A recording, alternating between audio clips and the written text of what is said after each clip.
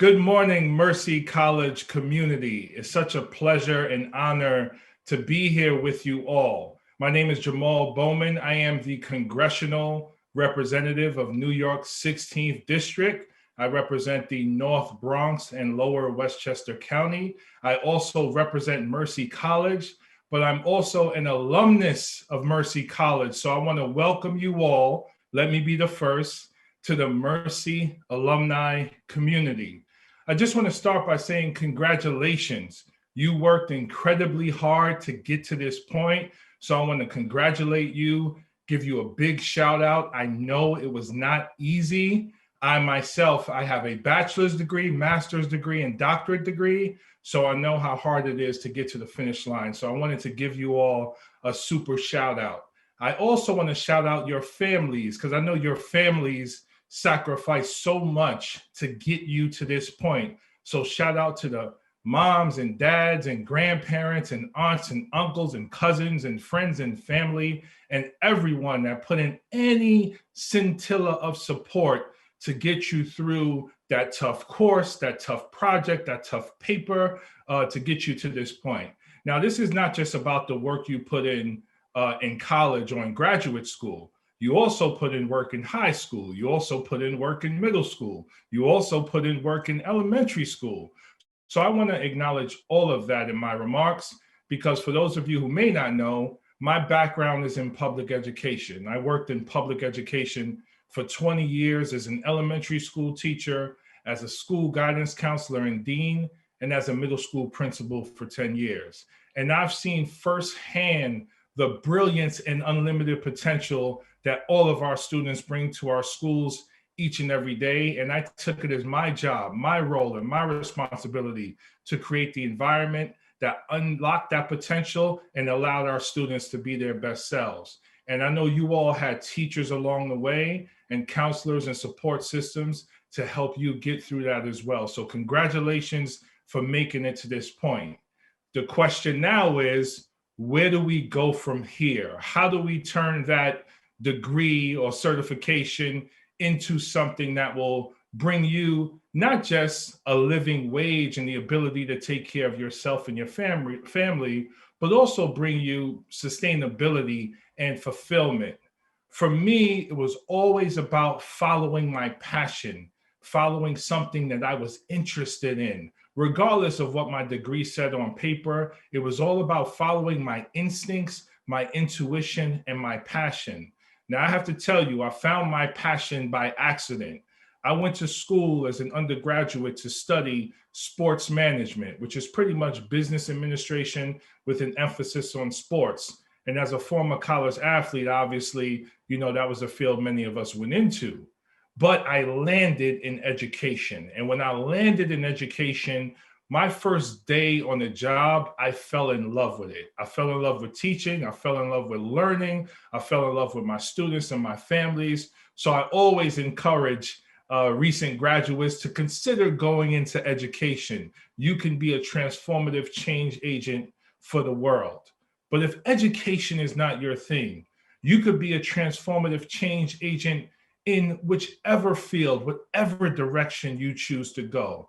If you choose to do some traveling throughout the country to learn more about the cultures and the corners of the United States of America, if you choose to travel the world and learn more about world culture and the opportunities that are out there, being an American citizen, you have the opportunity to do that. If you choose to go into nursing or healthcare or business or design or architecture or engineering or education, whatever path you choose, make sure to follow your passion and your instinct, because that will help you to discover your purpose, and that will help you to bring out your best self. And let me tell you, quite often, your friends and family won't understand what your passion and purpose is. They won't see it as quickly or as clearly as you see it. When I decided to run for Congress a little over 2 years ago now, a little less, maybe a year and a half ago, people thought I was crazy. They thought I did not have a shot to beat a 31-year incumbent, someone who was entrenched in the democratic system, someone who had served the community for so long. People thought I didn't have a shot. My wife even told me, she didn't tell me this until after the election. She told me that there was a 90% chance that I was clinically insane even trying to run for office against that person. But I felt it in my spirit. I felt it in my bones. I had a vision, and I went out there and I started knocking on doors, meeting people, engaging, listening, and learning. And all of a sudden, all of these volunteers came out of nowhere, and people came out of nowhere to support me, not just financially, but helping me with knocking on doors. And throughout that process, with the help, with the support, with the engagement of the entire community, we were able to triple voter turnout from the last primary election, and we were able to win our election by 16 points. I tell that story because I did not know that there would be so many people out there who would come and support my dream and my aspirations and my vision. It started with me. It started with my instincts. It started with my intuition. It started with my passion and me doing what I felt strongly about. And just following that path led to the universe bringing in all of these support systems to help me. So I encourage you, follow your passion, follow your path, follow your intuition, and then you will find your purpose. And all of a sudden, out of nowhere, all of these people will come to support you in your work. That's how the world works. That's how the universe works. I've learned it in my 45 years on this planet, and I hope and I pray that I'll have 45 years and more to go to continue to learn and engage with the world around me. And the last thing I want to say is this: move through your life and move through the world with love and passion and joy. There's so many things happening in the world that are harmful and hurtful and remind us of the pain and even the evil that's out there. I encourage you, no matter what, there's always a path to brightness. There's always a path to joy. There's always a path to love. And I encourage you to choose that path, because there are people out there like myself. My office is available to any of you. Don't be shy. Please reach out. Please connect. Please engage. But it's not just my office.